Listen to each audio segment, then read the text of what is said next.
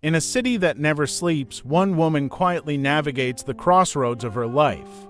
She had dreams, once vibrant and full of life, now tucked away in the corners of her heart. But in the rhythm of her daily routine, she finds a different kind of beauty. In the quiet moments of everyday life, Martha discovers that sometimes the simplest connections can be the most profound.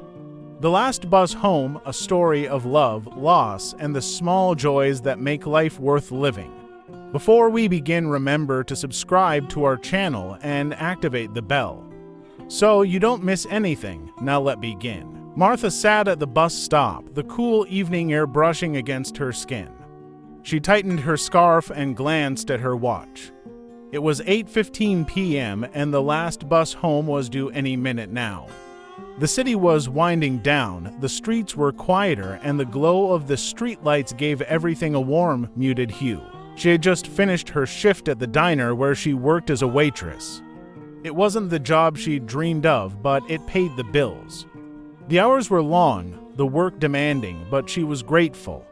At 42, Martha had learned that life rarely followed the plans you set for it. Her phone buzzed, and she pulled it out to see a message from her daughter, Emily.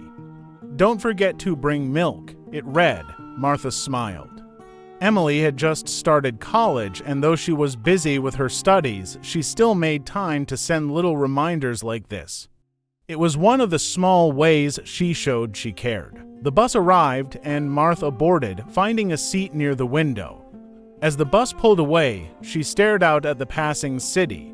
She watched as people went about their lives, couples walking hand in hand, a man locking up his shop, a group of teenagers laughing on a corner.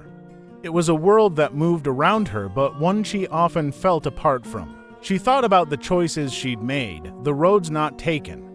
There was a time when she had dreams of being an artist, living in a loft in some vibrant city, creating pieces that would speak to people's souls.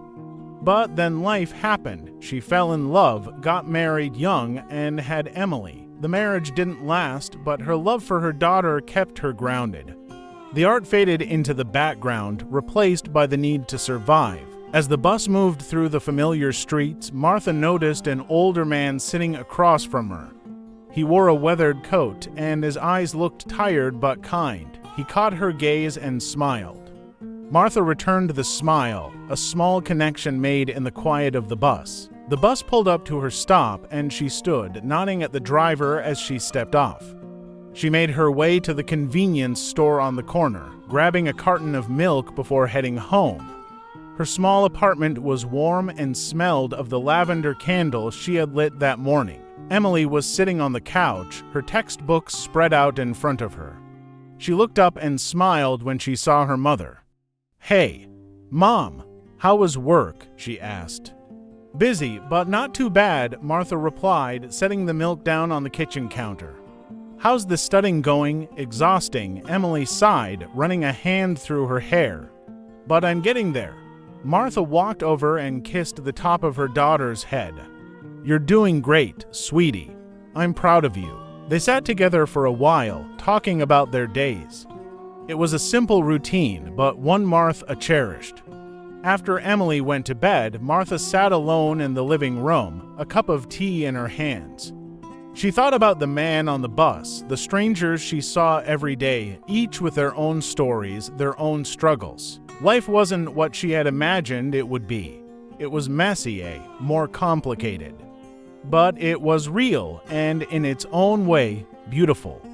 She still had dreams, smaller ones, now a weekend trip to the beach, a new recipe to try, a quiet moment with Emily, and perhaps one day she'd pick up a paintbrush again just to see what might come out.